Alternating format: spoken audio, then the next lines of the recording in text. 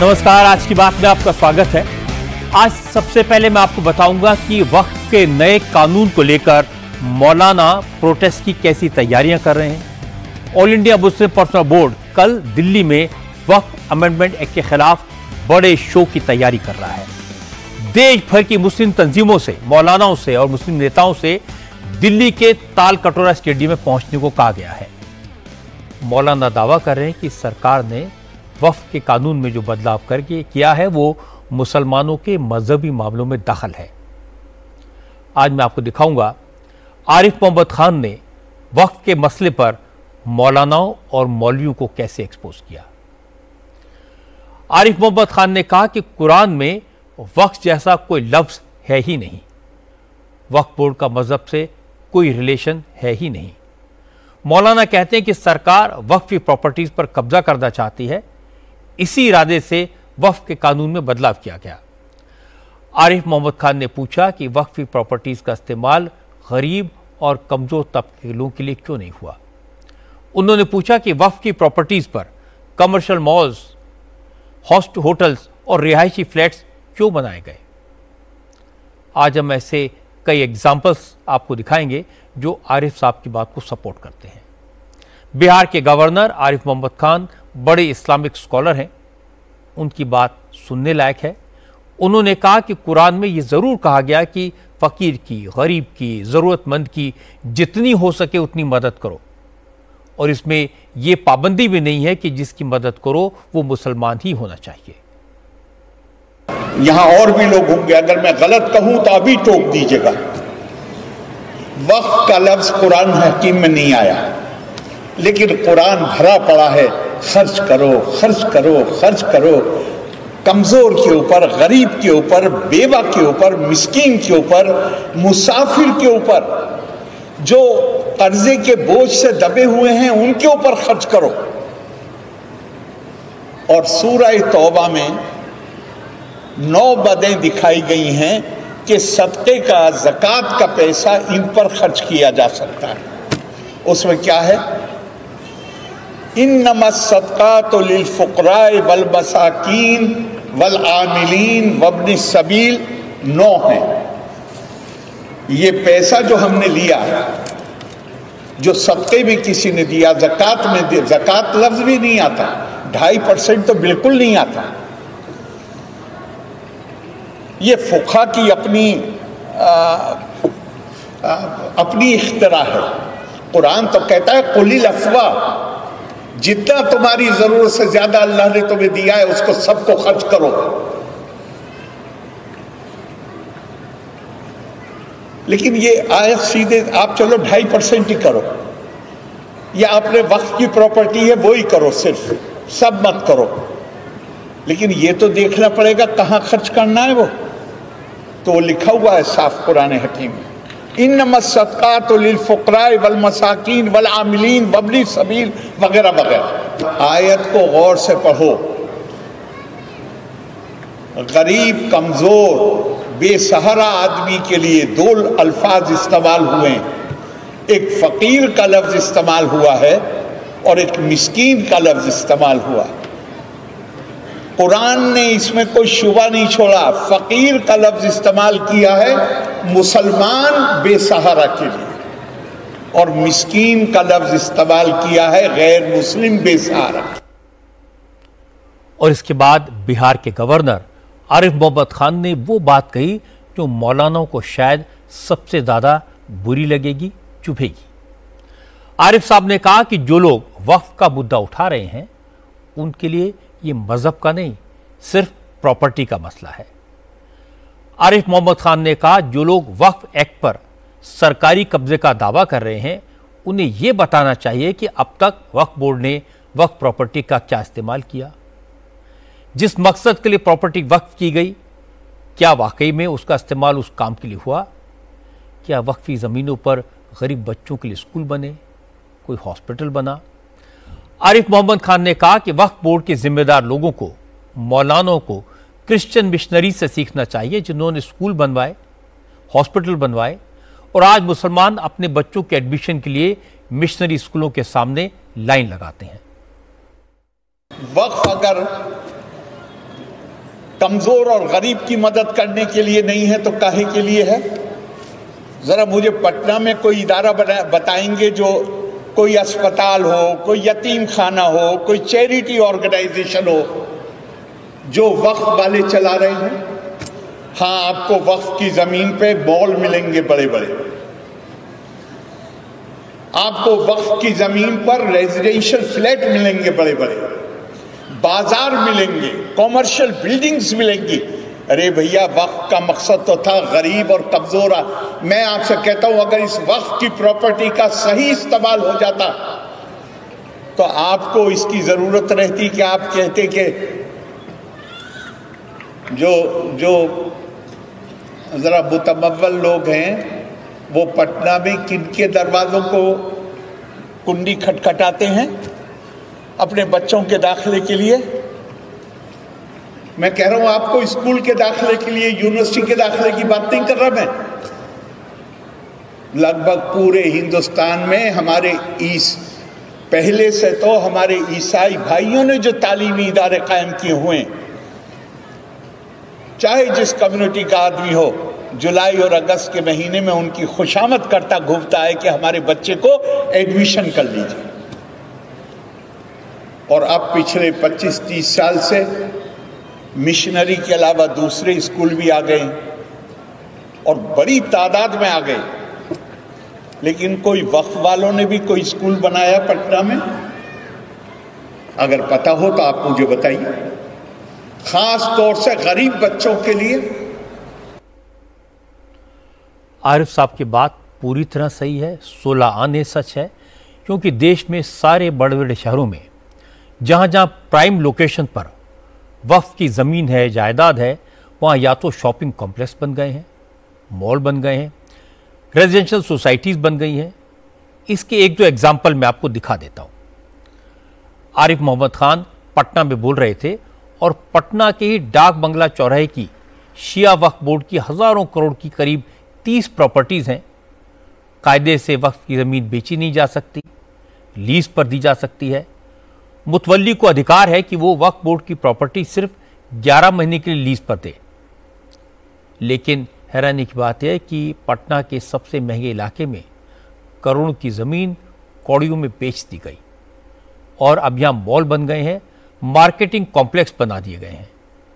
अब कुछ लोगों ने इसकी शिकायत की है, मामला कोर्ट में पहुंच गया। जिसका मामला कोर्ट में चल रहा है और कब तक चलेगा ये कोई नहीं बता सकता। एक और एग्जाम्पल आपको दिखाता हूं। कर्नाटक के वक्फ बोर्ड ने अपनी 14,855 बिल्डिंग्स को कमर्शियल इस्तेमाल के लिए किराए पर दिया हुआ है। इसमें सबसे ज्यादा 1,672 बिल्डिंग्स बेंगलुरु में हैं। वक्फ बोर्ड को कमर्शियल प्रॉपर्टी के चीज से हर साल किराए से सिर्फ 77 करोड़ की आमदनी होती है। अब यह हैरानी की बात है कि वक्फ की जमीन पर बेंगलुरु में एक 5 स्टार होटल बना है। वक्फ बोर्ड ने खुद स्कूल कॉलेज नहीं खोले, अपनी जमीन सस्ते में प्राइवेट लोगों को लंबी लीज पर दे दी और इन लोगों ने वक्फ की जमीन पर 2 medical college, 8 engineering college, 14 college और स्कूल बना लिए और करीब 1 दर्जन कमर्शियल कॉम्प्लेक्स भी बना दिए गए। कर्नाटक वक्फ बोर्ड में हुए इस घोटाले की जांच हुई और कर्नाटक माइनॉरिटीज कमीशन के पूर्व अध्यक्ष अनवर मणिपड्डी ने अपनी रिपोर्ट में कहा कि वक्फ की करीब 29,000 एकड़ जमीन मुतवल्लियों ने औने पौने दामों पर लीज पर दे दी। इसके कारण हर महीने वक्फ बोर्ड को 100 करोड़ का नुकसान हो रहा है। मतलब जिस प्रॉपर्टी से साल भर में 1200 करोड़ की आमदनी होनी चाहिए थी, उससे वक्फ बोर्ड को सिर्फ 77 करोड़ रुपए मिल रहे थे। बेंगलुरु के पॉश इलाके में बना एक 5 स्टार होटल 2012 तक सिर्फ 5,000 रुपए महीना ही किराया दे रहा था। मामला कोर्ट में गया, कोर्ट ने किराया बढ़ाकर 5 लाख रुपए कर दिया, लेकिन प्रॉपर्टी के केयरटेकर ने इस प्रस्ताव को मंजूर नहीं किया। लिहाजा किराए का पैसा कोर्ट की रजिस्ट्री में जमा हो रहा है और यह मामला कोर्ट में पेंडिंग है। आरिफ मोहम्मद खान ने वक्फ के बारे में जो बताया वो हैरान करने वाला है। इससे कई बातें समझ में आती हैं, जैसे वक्फ का लफ्ज़ कुरान में है ही नहीं, लेकिन मौलाना वक्फ को मजहब से जोड़ रहे हैं, क्योंकि मजहब के नाम पर लोगों को इमोशनली जोड़ना आसान होता है। आरिफ साहब के मुताबिक कुरान कहती है कि कमजोर और गरीब तबकों के लिए जी खोल कर पैसा खर्च करो, लेकिन वक्फी प्रॉपर्टी पर किसी ने हॉस्पिटल या यतीम खाने नहीं बनवाए। वक्फी प्रॉपर्टी पर तो होटल बने, मॉल बने, रेजिडेंशियल फ्लैट्स बने। कुछ एग्जाम्पल मैंने आपको अभी भी दिखाए हैं। ऐसे हजारों एग्जाम्पल्स हैं। वक्फ के पास हजारों करोड़ की प्रॉपर्टी है, लेकिन इस प्रॉपर्टी को मैनेज करने वालों ने इसे कमर्शियल यूज के लिए औने पौने दामों पर बेच दिया या लीज पर दे दिया। जो जमीनें गरीब के लिए दान की गई थी उसको कमाई का जरिया बना लिया। अगर प्रॉपर्टी को मैनेज करने वाले ये काम न करते, इन जमीनों का इस्तेमाल गरीबों के लिए, कमजोरों के लिए करते, तो शायद कानून में बदलाव की कोई जरूरत ही नहीं पड़ती। वक्फ के कानून के विरोध में जिस तरह की भड़काऊ बयानबाजी की गई, उसका क्या असर होता है यह आपने पश्चिम बंगाल में देखा है। मुर्शिदाबाद में 11-12 अप्रैल को जिस तरह दंगाइयों ने वक्फ एक्ट के खिलाफ हिंसा की, उसका रोंगटे खड़े करने वाला वीडियो आज सामने आया। 12 अप्रैल को दंगाइयों की भीड़ ने मुर्शिदाबाद में हरगोविंद दास और उनके बेटे चंदन दास को घर से खींचकर धारदार हथियारों से काट डाला था।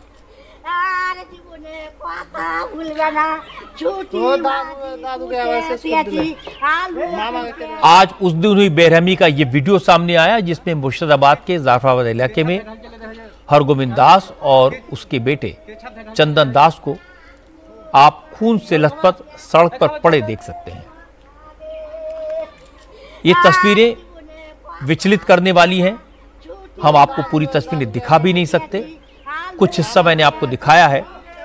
इसमें भी कोशिश की है कि ये ज्यादा खून न दिखाई दे, क्योंकि हमें इन तस्वीरों को ब्लर करना पड़ा। हरगोविंद दास और उनके बेटे चंदन दास का कोई कसूर नहीं था। उनका वक्फ एक्ट से, वक्फ बोर्ड से, जमीन जायदाद से कोई लेना देना नहीं था। फिर भी दंगाइयों की भीड़ उनके घर में घुसी और पिता पुत्र को घर से घसीटकर धारदार हथियारों से काट डाला, सिर्फ इसलिए कि वो हिंदू थे। चूंकि अब पूरे इलाके में बीएसएफ तैनात है, इलाके में फिलहाल हालात शांत हैं। अब गवर्नर का दौरा हुआ है, बीजेपी और दूसरी पार्टियों के नेता भी मुर्शिदाबाद पहुंच रहे हैं, इसलिए इलाके के हिंदुओं में थोड़ी बहुत हिम्मत आई है। आज जाफराबाद के हिंदुओं ने पोस्टर बैनर लेकर प्रोटेस्ट किया। इन लोगों ने कहा, जब दंगाइयों ने इलाके में हमला किया, चंदन दास और उनके पिता की हत्या की, उसी वक्त इलाके के लोगों ने मदद के लिए पुलिस को कई बार फोन लगाया, लेकिन पुलिस मदद के लिए नहीं पहुंची। लोगों का कहना है कि उन्हें बंगाल पुलिस पर जरा भी भरोसा नहीं है। उनकी मांग है मुर्शिदाबाद में हिंसा प्रभावित इलाकों में बीएसएफ की तैनाती परमानेंट कर दी जाए। कि हिंदू जीवित रहे तो परमानेंट बीएसएफ कैंप प्रोवाइड किया जाए। हम हिंदू के लिए अगर चाहते हैं कि हिंदू को मार डालेंगे तो आके गोली मार दो, लेकिन पुलिस कैंप नहीं चाहिए, नहीं चाहिए। हमें जीना है, जिंदा रहना, बीएसएफ कैंप प्रोवाइड किया जाए। राज्य पुलिस सिर्फ मार रहे हैं। क्या चाहते हो आप लोग? हम लोग स्थायी कैंप चाहते हैं यहाँ पे, क्योंकि कब हम चैन की नींद सोए, किसी को भी पता नहीं कब चैन की नींद सोए। बंगाल में कोई रात को चैन की नींद नहीं सो सकते हैं, क्योंकि अगर बीएसएफ कैंप परमानेंटली होगा तो हमारा दिल को कुछ सुरक्षित तो चाहिए, क्योंकि बांग्ला पुलिस का कोई भूमिका नहीं है यहाँ पे, कोई भूमिका नहीं, कोई भरोसा नहीं, नहीं कोई भरोसा नहीं है। बंगाल पुलिस के ऊपर कोई भरोसा नहीं है। घटना के दिन सुबह से बीडीओ, एमपी, एमएलए सबको फोन किए थे, 10-10 बार हर गांव का कॉल जा रहा है, लेकिन शाम को 4 घंटे लाश पड़े थे यहाँ पे, तभी 5 बजे के कोई पुलिस नहीं आए। जब बीएसएफ आए उसके बाद आए लाश उठाने के लिए, वे बोले कि पोस्टमार्टम करने को ले जाएंगे। हमारा पुलिस का कोई भरोसा नहीं है। हम स्थायी बीएसएफ कैंप चाहिए हमको। आज बंगाल बीजेपी के अध्यक्ष और केंद्रीय मंत्री सुकांत मजूमदार हरगोविंद दास और चंदन दास के परिवार वालों से मिलने उनके घर गए। इसके बाद हिंसा प्रभावित इलाके का दौरा किया, जिन लोगों के घर तोड़े गए उनसे मुलाकात की, जहां मंदिरों में तोड़फोड़ की गई मूर्तियों को तोड़ा गया वहां गए। इसके बाद सुकांत मजूमदार ने ममता बनर्जी पर निशाना साधा, कहा कि बंगाल में जबरदस्त हिंसा हुई, हिंदुओं को सताया गया, लेकिन बंगाल पुलिस ने हिंदुओं की कोई मदद नहीं की। जब दंगाई भाग गए उसके बाद लाशें उठाने के लिए पुलिस पहुंची। सुकांत मजूमदार ने कहा, अब इलाके के लोग चाहते हैं कि जिन इलाकों में हिंसा हुई है उनमें बीएसएफ की तैनाती परमानेंट की जाए। सुकांत मजूमदार ने कहा कि ममता बनर्जी ने वक्फ के कानून को लेकर जिस तरह के बयान दिए उसके बाद दंगा भड़कना ही था, इसलिए अब बंगाल के हालात सुधारने का एक ही रास्ता है, बंगाल में राष्ट्रपति शासन लगाया जाए। देखिए 11 तारीख को इस मंदिर को पूरी तरीके से वैंडलाइज किया गया, देव देवियों की मूर्ति जो थी उस मूर्ति को तोड़ा गया और उस मूर्ति को अपमानित भी किया गया। टोटल 56 शॉप्स जो हिंदुओं के थे उसे तोड़ दिया गया, पूरी तरीके से लूट लिया गया। एक भयंकर स्थिति यहाँ पे किया गया और ममता बनर्जी की पुलिस और ममता बनर्जी खुद इसके बारे में एक भी निंदा का शब्द उन्होंने अभी तक इशू नहीं किया, जारी नहीं किया। उल्टे ममता बनर्जी मुअज्जिम और मौलवियों का जो फ्लॉप शो था उनको लेकर वहां पे बोला कि हिंदुओं को समझना चाहिए, उनकी जमीन ले ली गई, मालूम नहीं मुर्शिदाबाद में कौन सी जमीन किसी ने ले ली। इस तरीके का मानसिकता का चीफ मिनिस्टर पश्चिम बंगाल में रहेगा तो सोहरावर्दी पार्ट 2, गेट कलकत्ता की लिंक्स पार्ट 2 और पश्चिम बंगाल का विभाजन तय है। तो इस मुख्यमंत्री, इस चीफ मिनिस्टर को कुर्सी से हटाना ही एकमात्र सलूशन है।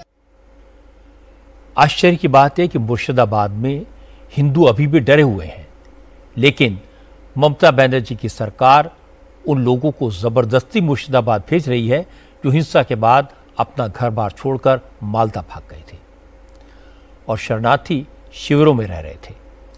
ऐसे 300 परिवारों को मालदा के सरकारी शेल्टर से जबरदस्ती नाव में बिठाकर मुर्शिदाबाद वापस भेज दिया गया, लेकिन मुर्शिदाबाद में इन लोगों के रहने खाने का कोई इंतजाम नहीं है, इनके जले हुए घरों में कुछ बचा नहीं है और सरकार ने खुले आसमान के नीचे सिर्फ एक टेंट लगा दिया है। इसके नीचे बूढ़े, बच्चे, महिलाएं सब बैठे हैं, न खाने का इंतज़ाम है, न पीने का पानी है। कुछ लोग हिम्मत जुटाकर अपना घर देखने गए, कुछ के घर दंगाइयों ने पूरी तरह गिरा दिए थे, जिनके घरों की दीवारें सुरक्षित हैं, लेकिन उनके घर के बीच से सिर्फ राख है, जला हुआ सामान है। इन लोगों ने कहा कि सरकार को उनकी हालत पर कोई तरस नहीं आ रहा है। ममता बनर्जी की सरकार अभी भी सिर्फ अपनी इमेज चमकाने के लिए लोगों को जबरदस्ती वापस भेज रही है। हम वापस आए, उन लोगों ने हमको रखा नहीं है, जबरदस्ती तो हमको लेके आया इस पार में। हमको और 2-3 दिन पैर पड़ा था उसका, जहाँ हमको 2-3 दिन रखने दो यहाँ पे, हमारा बच्चा है, सब कुछ सामान है, हम कैसे जाएंगे लेके? हमारा तो उधर कुछ नहीं है, घर में भी कुछ नहीं है, सब जला गया है, हम कैसे जाएंगे?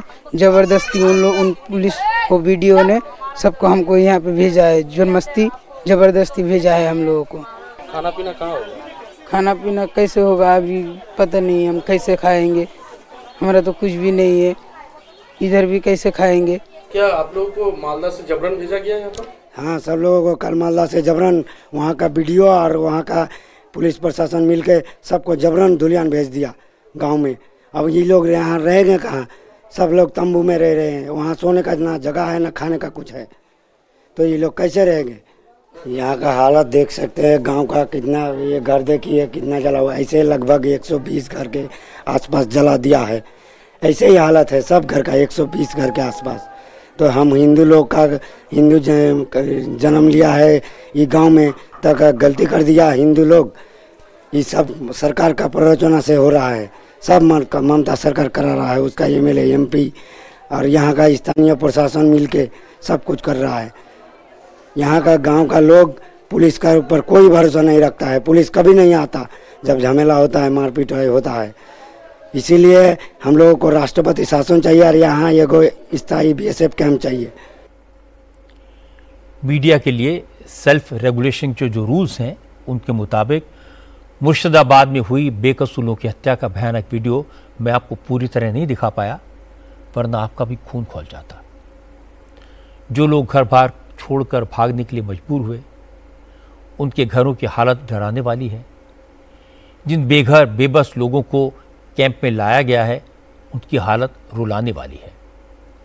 मैं तो राज्य सरकार से अपील करूंगा कि सबसे पहले इन गरीब लोगों की सुध ली जाए, उन्हें सुरक्षा और घर के साथ 2 वक्त की भोजन मुहैया कराया जाए। ममता बनर्जी सबकी चीफ मिनिस्टर हैं, किसी एक तबके की या किसी एक सेक्शन की नहीं। अब बात करते हैं राहुल गांधी की। राहुल आजकल अमेरिका में हैं और उन्होंने एक बार फिर अमेरिका में भारत के चुनाव आयोग की निष्पक्षता पर सवाल उठाए। राहुल गांधी ने बॉस्टन की ब्राउन यूनिवर्सिटी में इंडियन ओरिजिन के स्टूडेंट्स के साथ इंटरेक्शन किया। अमेरिका में भारतीय छात्रों की क्या दिक्कतें हो रही हैं, इस पर बात नहीं की। बात की भारत के चुनाव की, चुनाव आयोग की।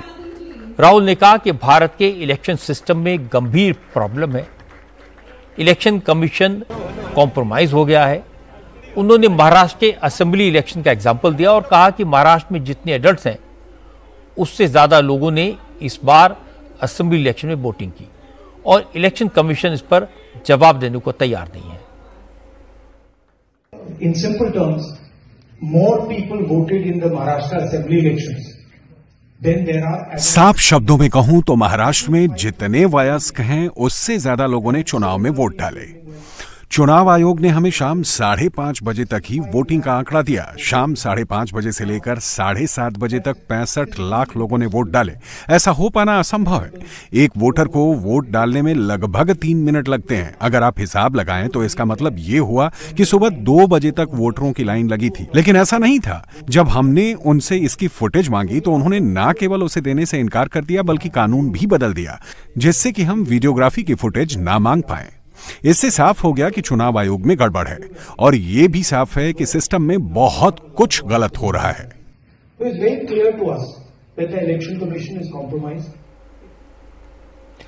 क्योंकि राहुल गांधी पिछले 5 महीने से देश भर में घूमकर यही बातें सैकड़ों बार कह चुके हैं, इसलिए कोई इसकी परवाह नहीं करता। लेकिन इस बार यह बात अमेरिका में कही गई, इसलिए यह बयान इशू बन गया। बीजेपी ने राहुल गांधी के बयान पर सख्त आपत्ति जताई। संबित पात्रा ने कहा, नेशनल हेराल्ड केस में राहुल पर ईडी का शिकंजा कस रहा है। यह बयान उसी बौखलाहट का नतीजा है। संबित पात्रा ने कहा, जिस वक्त महाराष्ट्र में चुनाव हुआ, उसी के साथ झारखंड में भी चुनाव हुए थे, वायनाड का बाय इलेक्शन भी हुआ।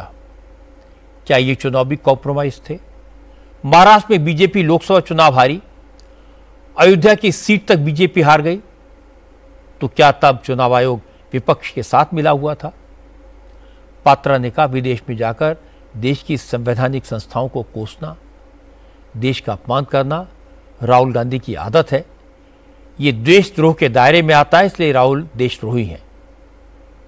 विदेश की भूमि में जाकर भारत पर इस प्रकार हमले करने वाला राहुल गांधी याद रखे कि वो 50,000 की बेल पर बाहर है। वो गुनहगार है, वो भ्रष्ट है, उसने चोरी की है, डकैती की है। नेशनल हेराल्ड का केस चोरी का केस नहीं है, डकैती का केस है। 5,000 करोड़ की प्रॉपर्टी का मात्र 50 लाख रुपए देकर और 440 करोड़ रुपए का इनकम टैक्स गबन करके उसे चोरी और भ्रष्टाचारी नहीं कहते हैं, वो डकैती होती है। मां बेटे ने डकैती की है और डकैती करने के बाद इनकी इतनी हिम्मत है कि विदेश की भूमि में जाकर आप हिंदुस्तान के लोकतंत्र के ऊपर उंगली उठाते हैं। राहुल गांधी, आपसे नहीं हो पाएगा हिंदुस्तान में राजनीति, तो जाकर के किसी और देश से चुनाव लड़िए, मगर जिस थाली में खाते हैं, अगर उस थाली में आप छेद करेंगे तो आप देशद्रोही कहलाएंगे। चूंकि राहुल ने महाराष्ट्र के चुनाव पर सवाल उठाए, उद्धव ठाकरे की शिवसेना और शरद पवार के एनसीपी ने भी राहुल को सपोर्ट किया। फिर महाराष्ट्र के मुख्यमंत्री देवेंद्र फडणवीस ने जवाब दिया। फडणवीस ने कहा, राहुल विदेश में जाकर भारत की इमेज खराब करने की कोशिश कर रहे हैं, ये शर्मनाक है। फडणवीस ने कहा, हकीकत तो यह है कि राहुल की लीडरशिप में कांग्रेस लगातार चुनाव हार रही है, इसीलिए राहुल गांधी हताश हैं और वो चुनाव आयोग पर अपनी खींच निकाल रहे हैं। बार बार चुनाव हारने के बाद उनके ऊपर जो परिणाम हुआ है, उसके चलते मुझे लगता है कि इस प्रकार की हरकतें वो कर रहे हैं। कोई भी देशभक्त इस प्रकार से अपने देश को विदेश में जाके बदनाम नहीं करता। राहुल गांधी जिस प्रकार का बर्ताव कर रहे हैं, उनके चरित्र पर एक सवालिया निशान इसके कारण खड़ा हुआ है। ऐसी चीजें करने की जगह वो जनता में जाए, जनता का विश्वास वापस हासिल करे, तो वो चुनाव जीत सकेंगे। दुनिया भर में कितनी भी बदनामी करके वो चुनाव नहीं जीत सकते, इससे उनका ही कद छोटा होता जाएगा। महाराष्ट्र में अपनी हार को राहुल गांधी इलेक्शन कमीशन की हेराफेरी बताते हैं, लेकिन फिगर्स कहती हैं कि हेराफेरी तो उनकी अपनी बातों में है। 18 जनवरी को राहुल ने कहा था महाराष्ट्र में लोकसभा में और विधानसभा में जब चुनाव हुए तो उनके बीच 1 करोड़ वोटर का फर्क था, यानी 1 करोड़ वोटर बढ़ गए। 3 फरवरी को पार्लियामेंट में राहुल गांधी ने कहा लोकसभा और विधानसभा के चुनाव के बीच महाराष्ट्र में 70 लाख नए वोटर्स आए। इलेक्शन कमीशन जो फिगर दी है उसके मुताबिक महाराष्ट्र में विधानसभा और लोकसभा चुनाव के बीच वोटर्स का अंतर 40 लाख है, मतलब 40 लाख वोटर बढ़े, जो कोई अनप्रेसिडेंटेड नहीं है। दूसरी बात, कांग्रेस पार्टी ने इलेक्शन कमीशन को जो शिकायत की है उसमें कहा गया है कि महाराष्ट्र में असेंबली और लोकसभा के बीच वोटर्स की संख्या 47 लाख बढ़ी, और राहुल गांधी 1 करोड़ 70 लाख की बात कर रहे हैं। चुनाव आयोग ने इसकी 66 पेज की डिटेल रिप्लाई दी है। मेरे पास इतना समय नहीं है कि ये रिप्लाई की पूरी डिटेल आपको बताऊं, लेकिन मोटी बात यह है कि इलेक्शन कमीशन ने इन आरोपों को बेबुनियाद बताया और उल्टा सवाल पूछा कि 2018 में 2 महीने में महाराष्ट्र में 28 लाख से ज्यादा नए वोटर बने, और जब 2019 में कांग्रेस और महाविकास आघाड़ी की सरकार बनी तब किसी ने वोटर बढ़ने पर सवाल नहीं उठाया। इलेक्शन कमीशन के रिप्लाई से साफ है कि राहुल गांधी न सिर्फ अपनी पार्टी को मिसलीड कर रहे हैं बल्कि देश के बाहर जाकर इलेक्शन कमीशन की क्रेडिबिलिटी पर सवाल उठाकर भारत का अपमान कर रहे हैं। अब बात भारत और अमेरिका के रिश्तों की। अमेरिका के वाइस प्रेसिडेंट जेडी वैंस आज 4 दिन के दौरे पर भारत पहुंचे। वांस ने अब से थोड़ी देर पहले प्रधानमंत्री नरेंद्र मोदी से मुलाकात की। जेडी वांस अपनी इंडियन ओरिजिन की वाइफ उषा वैंस और 3 बच्चों इवान, विवेक और मिराबेल के साथ प्रधानमंत्री आवास पहुंचे। तो जेडी वैंस तो फॉर्मल सूट में थे, लेकिन उनके दोनों बेटे इवान और विवेक ने भारतीय परिधान पहना हुआ था। प्रधानमंत्री ने जेडी वैंस के बच्चों के साथ कुछ वक्त बिताया, उन्हें प्रधानमंत्री हाउस का गार्डन दिखाया, फिर अपने गेस्ट रूम में ले गए। मोदी काफी देर तक जेडी वैंस के बच्चों के साथ बातें करते रहे और इसके बाद प्रधानमंत्री मोदी और अमेरिका के वाइस प्रेसिडेंट के बीच बातचीत हुई। दोनों नेताओं ने भारत और अमेरिका के रिश्तों को और मजबूत करने पर चर्चा की। वांस और प्रधानमंत्री मोदी ने अमेरिका और भारत के बीच ट्रेड डील को लेकर भी चर्चा की। इस मीटिंग में national security adviser Ajit Doval, विदेश मंत्री एस जयशंकर भी मौजूद थे। बातचीत के बाद प्रधानमंत्री मोदी ने वांस फैमिली के लिए डिनर होस्ट किया। इससे पहले आज एयरपोर्ट पर जेडी वांस जब प्लेन से बाहर निकले उस वक्त भी उनके तीनों बच्चे भारतीय परिधान में थे। दिल्ली पहुंचने के बाद जेडी वांस सबसे पहले अपनी पूरी फैमिली के साथ अक्षरधाम मंदिर देखने गए। इस दौरान भी जेडी वांस के बच्चों ने कुर्ता पजामा पहना हुआ था। अपने 4 दिनों के दौरे में जेडी वांस जयपुर और आगरा भी जाएंगे और जयपुर में वाइस प्रेसिडेंट वांस राजस्थान इंटरनेशनल सेंटर में भारत और अमेरिका रिश्तों पर एक लेक्चर देंगे। इसके बाद फैमिली के साथ ताजमहल देखने जाएंगे और गुरुवार को अमेरिका के लिए रवाना हो जाएंगे। जेडी वांस की वाइफ इंडियन ओरिजिन की है, ये सब जानते हैं। उनके बच्चों को कुर्ता पजामे पहने देखकर अच्छा भी लगा, इसकी काफ़ी चर्चा भी हुई। लेकिन ये याद रखना चाहिए कि जेडी वांस ऐसे समय भारत आए हैं जब ट्रंप ने पूरी दुनिया में टैरिफ को लेकर जंग छेड़ी हुई है। वांस से जो भी बात होगी उसमें टैरिफ का जिक्र आएगा और इस विजिट के परिणाम दूरगामी होंगे। आज कनाडा से फिर बुरी खबर आई। कनाडा में खालिस्तानी उग्रवादियों ने एक बार फिर से एक मंदिर और एक गुरुद्वारे को निशाना बनाया। वेस्टर्न कनाडा के वैंकूवर शहर में खालिस्तानियों ने लक्ष्मीनारायण मंदिर में घुसकर तोड़फोड़ की। मंदिर के बोर्ड और दीवारों पर खालिस्तान के नारे लिख दिए और मंदिर की सुरक्षा में लगी सिक्योरिटी का कैमरा भी चुरा लिया। खालिस्तानी उग्रवादियों ने तोड़फोड़ के बाद मंदिर में मौजूद श्रद्धालुओं को पुलिस से शिकायत न करने की धमकी भी दी। वैंकूवर में मंदिर पर हमले से पहले खालिस्तानी उग्रवादियों ने एक गुरुद्वारे को भी टारगेट किया था। वैंकूवर के रॉस स्ट्रीट गुरुद्वारे में घुसकर हंगामा किया। गुरुद्वारे की दीवारों पर खालिस्तान जिंदाबाद के नारे लिख दिए और पुलिस के आने से पहले मौके से भाग गए। वैंकूवर के लोकल जर्नलिस्ट जब सिखों के जुलूस को कवर करने पहुंचे तो वहां कुछ खालिस्तानियों ने रिपोर्टर्स को भी धमकाया, जुलूस से दूर जाने की चेतावनी दी। इन खालिस्तानी उग्रवादियों ने कहा अगर पत्रकार उनकी रिकॉर्डिंग करेंगे, वीडियो बनाएंगे तो वो भी अंजाम भुगतने के लिए तैयार हैं।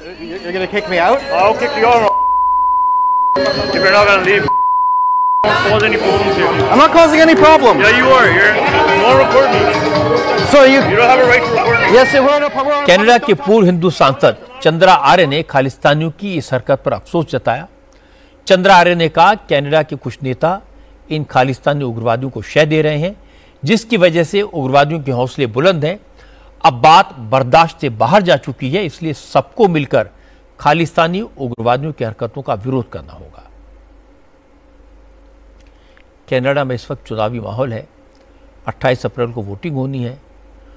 पूर्व प्रधानमंत्री जस्टिन ट्रूडो की सरकार तो खालिस्तान समर्थक नेता जगमीत सिंह की न्यू डेमोक्रेटिक पार्टी के सपोर्ट से ही चल रही थी, इसलिए उनकी पार्टी मंदिरों पर हमलों के खिलाफ कुछ नहीं बोलेगी, ये पक्का है। लेकिन अच्छी बात यह है कि अब कनाडा के हिंदू और सिख भी खालिस्तानी की हरकतों से परेशान हो चुके हैं और इसका खामियाजा जस्टिन ट्रूडो की पार्टी को चुनाव में अच्छी तरह भुगतना पड़ेगा। पाकिस्तान से भी इसी तरह की खबर आई। पाकिस्तान में कट्टरपंथियों की भीड़ ने पाकिस्तान के इकलौते हिंदू मंत्री खीलदास कोहिस्तानी पर हमला कर दिया। यह वारदात सिंध सूबे के ठड्डा शहर में हुई। खीलदास कोहिस्तानी शहबाज शरीफ की सरकार में माइनॉरिटीज अफेयर्स मिनिस्टर के जूनियर हैं और खीलदास खालिस्तानी का काफिला अब ठट्टा कस्बे से गुजर रहा था। उसी वक्त सड़क के दोनों तरफ खड़े लोगों ने उनके काफिले की गाड़ियों पर हमला करने की कोशिश की। खीलदास की कार पर अंडे और टमाटर फेंके और डंडों से वार करने की कोशिश की। हालांकि इस हमले में खीलदास कोहिस्तानी को कोई चोट नहीं आई, वो पुलिस की सुरक्षा में भीड़ के बीच से निकल गए। पाकिस्तान के वजीर आजम शहबाज शरीफ ने अपने मंत्री के ऊपर भीड़ के इस हमले की निंदा की। शहबाज शरीफ ने कहा वो इस मामले की जांच कराकर दोषियों को सजा दिलाएंगे। शहबाज शरीफ ने कहा कि उनकी सरकार के मंत्री पर जो हमला हुआ, हमला करने वालों को सजा दिलाएंगे, लेकिन हकीकत यह है कि अभी तक न कोई एफआईआर दर्ज हुई है, न हिंदू मंत्री पर हमला करने वाले किसी शख्स को गिरफ्तार किया गया है। अब बात करते हैं जम्मू कश्मीर की। जम्मू के रामबन इलाके में क्लाउड बस्ट और लैंडस्लाइड के बाद हालात काफी खराब हैं। हर तरफ तबाही का मंजर है। रामबन में बादल फटने के बाद पूरा का पूरा पहाड़ खिसक गया था। भारी भारी चट्टानें और मलबा रिहायशी इलाकों में आ गया था। दर्जनों दुकानें दब गईं, होटल्स टूट गए, सैकड़ों गाड़ियां करीब 40 फीट ऊंचे मलबे में दब गई और 3 लोगों की मौत हो गई। अब रेस्क्यू ऑपरेशन वॉर फुटिंग पर चल रहा है। रामबन के आगे करीब 20 किलोमीटर का रास्ता बंद है। हालात ठीक होने में कम से कम 7 दिन का टाइम लगेगा। आज हमारे संवाददाता अभय पाराशर रामबन पहुंचे। उन्हें जो तस्वीरें भेजी हैं वो रोंगटे खड़े करने वाली हैं। अभय ने बताया कि इस कुदरती हादसे में करीब 250 घर तबाह हो गए। दुकानों के अंदर मलबा भर गया। जम्मू श्रीनगर हाईवे बंद हो गया। नेशनल हाईवे पर जगह जगह बड़े बड़े पत्थर आ गए। पानी के तेज बहाव के कारण रोड कट गई। प्रशासन की कोशिश है कि जल्दी से जल्दी हाईवे को रिस्टोर किया जाए। आर्मी, एसडीआरएफ के साथ साथ सिविल सीआरटी टीम भी इस काम में लगी है और अब तक 100 लोगों को रेस्क्यू किया जा चुका है। अभय पाराशर आज जब रामबन के इलाके से 25 किलोमीटर पहले समरोली में पहुंचे तो वहां हालात काफी खराब थे। पहाड़ों से आए पत्थर और मलबे में आजादी वाले इलाके में जमकर तबाही मचाई वो देखने को मिली। समरौली का मेन मार्केट मलबे के ढेर में बदल गया। यहां कई होटल थे, दुकानें थी, लेकिन सब का सब पानी में समा गया। कारोबारियों का धंधा पूरी तरह चौपट हो गया। लोगों का कहना है कि 40 फीट से ज्यादा मलबा जमा हो गया। मलबे के अंदर कितनी गाड़ियां दबी हैं इसका कोई अंदाजा नहीं है। आज जेसीबी से जब मलबे को हटाया जा रहा था तो कई फीट नीचे गाड़ियां दबी हुई मिली।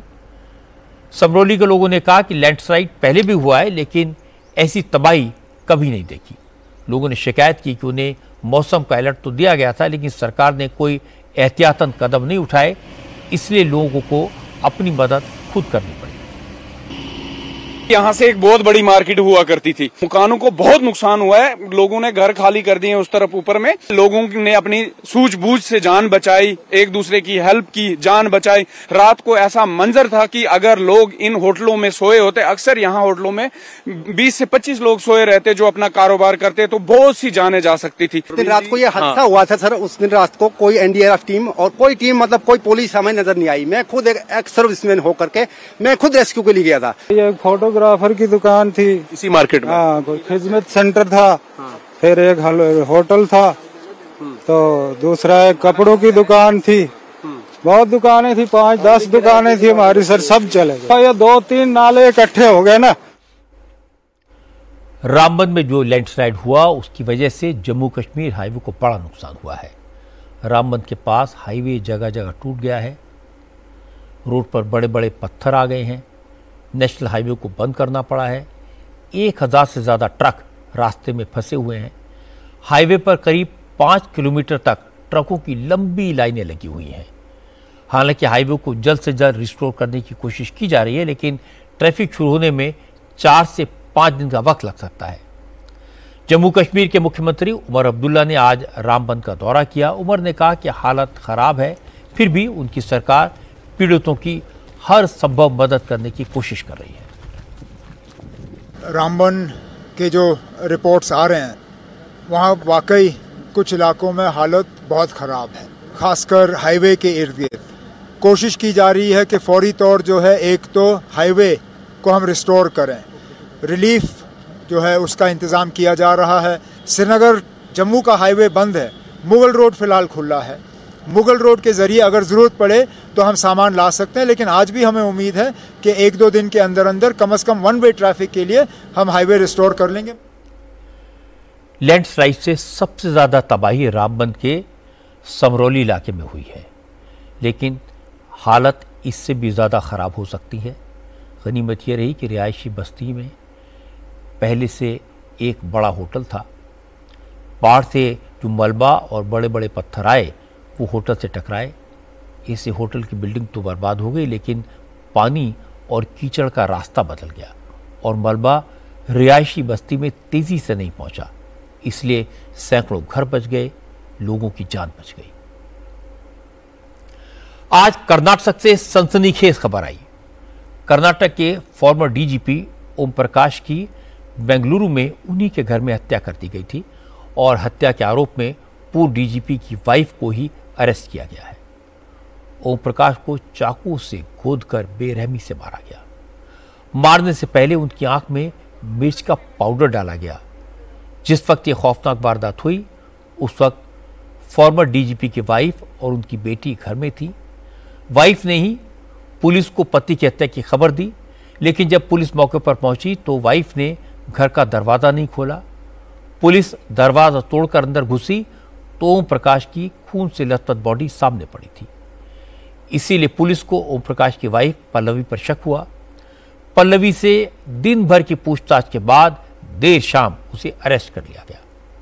पता चला कि पल्लवी ने पूछताछ के दौरान पुलिस के सामने पति की हत्या की बात कबूल कर ली है। डीजीपी के बेटे कार्तिकेश ने अपनी मां और बहन पर ही हत्या का शक जताया था। कार्तिकेश की शिकायत के आधार पर ही एफआईआर दर्ज की गई। हाई प्रोफाइल और सेंसिटिव केस देखते हुए पूर्व डीजीपी की हत्या के केस की जांच सेंट्रल क्राइम ब्रांच को ट्रांसफर की गई है।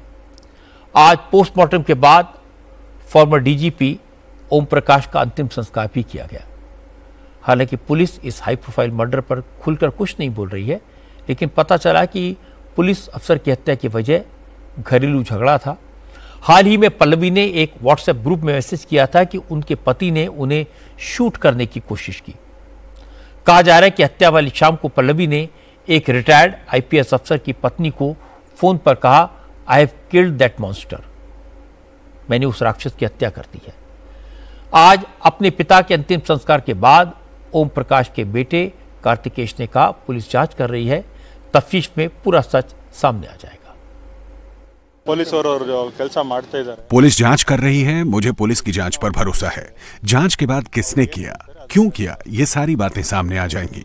मैं इसके अलावा अभी कुछ और नहीं कहना चाहता।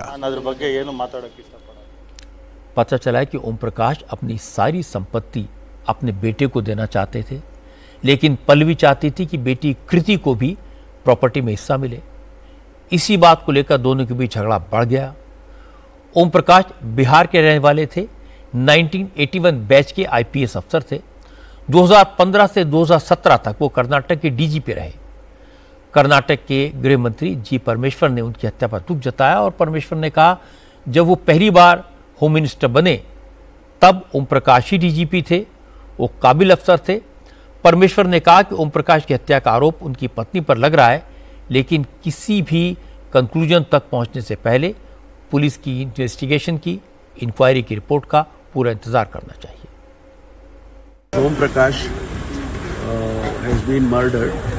ओम प्रकाश की हत्या हो गई। कहा जा रहा है कि उनकी पत्नी ने हत्या की है, लेकिन अभी जांच जारी है। जब तक जांच रिपोर्ट नहीं आ जाती तब तक किसी नतीजे पर पहुंचना ठीक नहीं है। हम अलग अलग पहलुओं को देख रहे हैं। एक बार रिपोर्ट मेरे पास आ जाएगी तो मैं बता पाऊंगा कि हत्या किसने और क्यों की। जब मैं 2015 में पहली बार गृह मंत्री बना था तब ओम प्रकाश राज्य के डीजीपी थे। वो मेरे ही साथ थे। वो बहुत अच्छे आदमी थे, काबिल अफसर थे। ये दुर्भाग्यपूर्ण है। Very good man, good competent. DGP rank के रिटायर्ड अफसर की हत्या बड़ी गंभीर बात है। हालांकि ये मामला पारिवारिक विवाद का है, लेकिन संपत्ति के झगड़े में हालत इतनी खराब हो जाए कि वाइफ अपने हस्बैंड को चाकू से कोट डाले, बेरहमी से बुजुर्ग पति की हत्या कर दे, ये हैरानी की बात है। और इस तरह के केसेस आजकल रोज सामने आते हैं। ये समाज के लिए बहुत चेतावनी है। आज बेंगलुरु से भी एक और खबर आई। रोड रेज के मामले में एयरफोर्स के विंग कमांडर की जबरदस्त पिटाई की गई। विंग कमांडर ने खून से लथपथ अपना वीडियो सोशल मीडिया पर पोस्ट किया। विंग कमांडर शिलादित्य बोस ने इल्जाम लगाया कि आज सुबह वो अपनी वाइफ के साथ एयरपोर्ट की तरफ जा रहे थे। एक गाड़ी उनकी वाइफ ड्राइव कर रही थी। रास्ते में एक बाइक सवार ने गलत तरीके से ओवरटेक किया, जिस पर उनकी पत्नी ने उसे कुछ कह दिया। आगे जाकर इस शख्स ने अपनी बाइक कार के सामने खड़ी की। इसके बाद उसने बाइक की चाबी से उनके चेहरे पर वार कर दिया। विंग कमांडर ने कहा इसके बाद भी वो भी कार से उतरे और उसकी पिटाई की, लेकिन वहां जमा लोकल लोगों ने बाइक सवार का साथ दिया। शिलादित्य बोस ने कहा वो एयरफोर्स के अफसर हैं, उनकी पत्नी डीआरडीओ में काम करती हैं, वो भी सर्विंग एयरफोर्स ऑफिसर हैं। उनके साथ इस तरह के करने वालों के लिए चेतावनी होनी चाहिए, सख्त कार्रवाई होनी चाहिए। In the morning, I had a flight to catch. I'm going to Calcutta. मेरी सुबह फ्लाइट थी। मैं आज कोलकाता जा रहा था। मेरी पत्नी मधुमिता मुझे कार से बस स्टॉप तक छोड़ने जा रही थी। अचानक एक बाइक आई और कार के सामने आकर खड़ी हो गई। उसने बाइक को गाड़ी के सामने पार्क कर दिया। हेलमेट पहनकर ही वो कार की तरफ बढ़ा और कहना शुरू किया कि तुम डीआरडीओ के लोग, और फिर कन्नड़ा में कुछ बोलने लगा। जब उसने ड्राइविंग सीट पर मेरी पत्नी को देखा तो वो मेरी तरफ आ गया, बहस करने लगा और फिर उसने अपनी चाबी से मेरे चेहरे पर वार किया। मुझे समझ नहीं आया कि क्या हुआ। मैंने दरवाजा खोला और उसे धक्का दे दिया। मैं बाइक की तरफ बढ़ा और उसे सड़क पर गिरा दिया। मैं जब कार की तरफ वापस लौटा तो वो फिर वापस आया और उसने मुझ पर पत्थर से वार किया। मेरे लिए हैरान करने वाली बात यह थी कि लोकल लोग जो वहां पर थे उसे सपोर्ट कर रहे थे। वो मेरा हाथ पकड़ रहे थे। एक आदमी ने तो मेरी उंगली में काट लिया। लेकिन ये कहानी का एक हिस्सा है। इस कहानी का एक दूसरा पक्ष भी है। घटना की रिपोर्ट दर्ज कराने के बाद विंग कमांडर शिलादित्य बोस कोलकाता चले गए। चूंकि मामला सेंसिटिव था, एयरफोर्स के अफसर से जुड़ा था, पुलिस ने तुरंत एक्शन लिया, आरोपी बाइक सवार को गिरफ्तार कर लिया। आरोपी का नाम विकास कुमार है और वो सॉफ्टवेयर इंजीनियर है। लेकिन पुलिस एक्शन के थोड़ी ही देर बाद मामले में ट्विस्ट आया। घटना के कुछ और वीडियो सामने आए जिनमें विंग कमांडर बोस बाइक सवार की बेरहमी से पिटाई करते हुए दिखाई दे रहे हैं। उसके ऊपर लातों घूंसों से वार कर रहे हैं। कद काठी में वो आरोपी से मजबूत हैं। उनकी पत्नी भी उनके साथ दिखाई दे रही है। आसपास खड़े लोग अफसर को रोकने की कोशिश कर रहे हैं, लेकिन वो मानने को तैयार नहीं हुए। एक बार लोगों ने दोनों को छुड़ाकर अलग किया, लेकिन विंग कमांडर फिर लौट कर आए और उसकी फिर से पिटाई की। बेंगलुरु ईस्ट के डीसीपी देवराज ने कहा, सीसीटीवी फुटेज में साफ साफ दिख रहा है कि लोगों ने इस झगड़े को रोकने की काफी कोशिश की। पुलिस के पास ऐसे कई वीडियोज हैं। क्योंकि रिपोर्ट विंग कमांडर की तरफ से दर्ज कराई गई है, इसलिए पुलिस ने आरोपी को गिरफ्तार कर लिया, लेकिन पुलिस हर पहलू से इस केस की जांच करेगी। So both of them starts fighting on the road, and by which the many people local. उन दोनों के बीच रोड पर झगड़ा हुआ। लोकल लोगों ने दोनों को रोकने की कोशिश की, उन्हें अलग करने की कोशिश की। हमारे इंस्पेक्टर खुद मधुमिता के घर गए, उनसे रिक्वेस्ट की कि वो पुलिस स्टेशन आकर अपने पति की तरफ से रिपोर्ट दर्ज कराएं। सीसीटीवी और दूसरी जानकारी के आधार पर हमने हमला करने वाले का पता लगाया। हमने उसे पकड़ लिया। उसका नाम विकास कुमार है और वो एक छोटी सॉफ्टवेयर कंपनी में हेड के तौर पर काम करता है। उसने भी अपना पक्ष पुलिस के सामने रखा है। चूंकि उसके खिलाफ एफआईआर दर्ज है, इसीलिए हमने उसे हमला करने के अपराध में गिरफ्तार कर लिया। हमारी आर्मी, हमारी नेवी, हमारी एयरफोर्स के जवानों के साथ पूरे देश की सिंपैथी होती है। लोग उनका सम्मान करते हैं, उनकी बात को सच मानते हैं। इसलिए जैसे ही एयरफोर्स के विंग कमांडर ने खून से लथपथ वीडियो डाला तो देश भर में गुस्सा दिखाई दिया। फौजी पर हमला करने वाले के खिलाफ तुरंत एक्शन की मांग हुई। लेकिन जब इस घटना का पूरा वीडियो सामने आया तो मामला थोड़ा अलग दिखाई दिया। लगा कि गलती विंग कमांडर की भी है। अगर उनके साथ मार पिटाई हुई थी, विंग कमांडर को सीधे पुलिस स्टेशन जाना चाहिए था, लेकिन ऐसा करने के बजाय विंग कमांडर ने खुद लड़के की पिटाई की, खुद कानून हाथ में लिया, और यह सब वीडियो पर मौजूद है। इसलिए गलती दोनों तरफ से हुई और एक्शन दोनों के खिलाफ होना चाहिए। आज गोल्ड की कीमत रिकॉर्ड लेवल पर पहुंच गई। 10 ग्राम सोने की कीमत 1 लाख रुपए। दिल्ली में सोना 99,800 के रिकॉर्ड लेवल से पहुंचा। पिछले 20 दिन में सोने की कीमत करीब 5,000 रुपए प्रति 10 ग्राम बढ़ चुकी है और इस साल अब तक गोल्ड की कीमतों में 26% से ज्यादा का उछाल आ चुका है। एक्सपर्ट्स का मानना है कि चीन और अमेरिका के बीच जो ट्रेड वॉर चल रहा है, उसकी वजह से गोल्ड की प्राइस रिकॉर्ड हाई पर पहुंच गई है। इसके अलावा अमेरिकी डॉलर की कमजोरी की वजह से गोल्ड की डिमांड में बढ़ोतरी देखी गई। कमजोर डॉलर की वजह से गोल्ड प्राइस को सपोर्ट मिला। डॉलर इंडेक्स 3 साल के लो लेवल पर पहुंच गया है, जिससे लोगों के सामने गोल्ड में इन्वेस्टमेंट एक अच्छा ऑप्शन बन गया। गोल्ड इन्वेस्टर्स को ज्यादा अट्रैक्ट कर रहा है। आजकल हमारे देश में शादियों का मौसम है। थोड़े दिन में अक्षय तृतीया आने वाली है। अक्षय तृतीया के दिन सोना खरीदना शुभ माना जाता है, इसलिए अभी सोने की कीमतें और बढ़ेंगी और ये 1,10,000 रुपए प्रति 10 ग्राम तक जा सकती है। आज सुबह वेटिकन से बुरी खबर आई।